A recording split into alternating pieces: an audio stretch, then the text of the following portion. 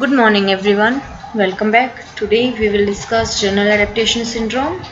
Before start this syndrome, I will discuss about stress and health. Stress. You must have often observed that many of your friends, maybe including yourself as well, fall sick during the examination time. They suffer from stomach upsets, body aches, nausea, diarrhea and fever, etc. You must have also noticed that people who are unhappy in their personal life fall sick more often than those who are happy and enjoy their lives. Their lives. Chronic daily stress can divert an individual's attention from caring for herself or himself. When stress is prolonged, it affects physical health and impairs psychological functioning. People experience exhaustion and attitudinal problems when the stress due to demands from the environment and constraints are too high and little support is available from family and friends. The physical exhaustion is seen in the signs of chronic fatigue, weakness and low energy. The mental exhaustion appears in the form of irritability, anxiety, feeling of helplessness and hopelessness. This state of physical, emotional, psychological exhaustion is known as burnout. When we when mental exhaustion appears in the form of irritability, anxiety, feeling of helplessness, this is called burnout. Psychological exhaustion is called burnout. There is also convincing evidence to show that stress can produce changes in the immune system and increase the chances of someone becoming ill. Stress has been implicated in the development of cardiovascular disorder, high blood pressure, as well as psychosomatic disorders, including asthma, allergies, and headaches. So, researchers estimate that stress play an important role in 50 to 70% of all physical illness. Studies also reveal that 60% of medical visits are primarily for stress-related symptoms. So this is about stress and health. How stress affect our health. Next, here stress as a response. What happens to the body when stress is prolonged? So Seyle studied this issue by subjecting animals to a variety of stressors such as high temperature, X-rays and insulin injections in the laboratory over a long time of period.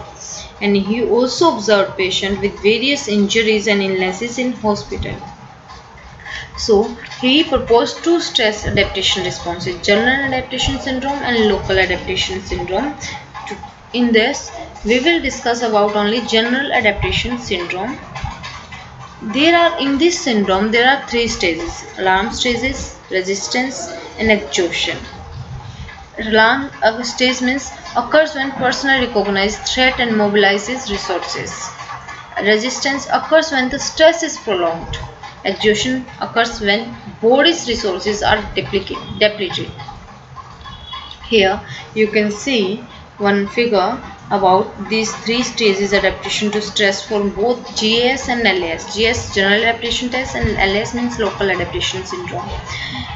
Here is stresses, alarm reaction, shock phase, epinephrine, cortisone, and then stage of resistance, stage of exhaustion, rest and death. You can see here in a figure. We will discuss this figure in detail here.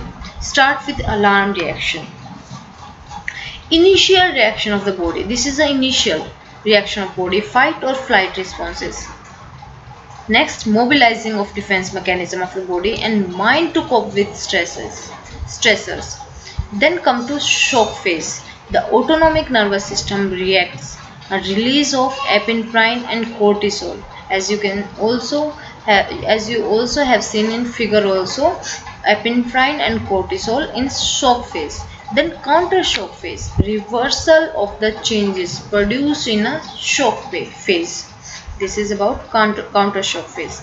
Now come to the next stage of resistance. The body stabilizes, hormonal levels return to normal, heart rate, blood pressure and cardiac output return to normal. And then things may occur when either the person successfully adapts to the stressor and return to normal, thus resolving and repairing body damage, or we can say the stressor remains present and adaptation fail, long-term terminal illness, mental illness, and continuous blood loss. Here I also want to explain here that if stress is prolonged, the resistance stage then begins.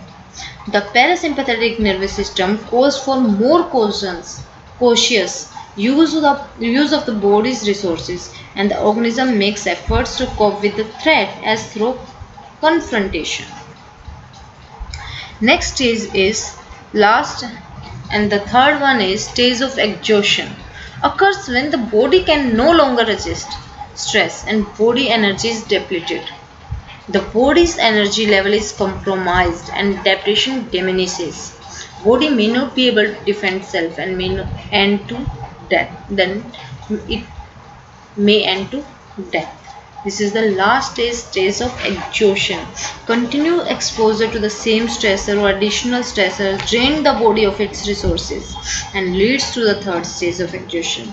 The physiological system involved in armed reaction, resistance become ineffective, and the susceptibility to stress-related diseases such as high blood pressure become more likely.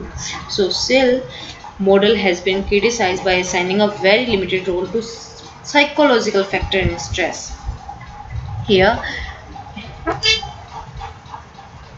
you can see here one figure also, phase 1, phase 3, phase 2, phase 3, how stress go to high and then come to low.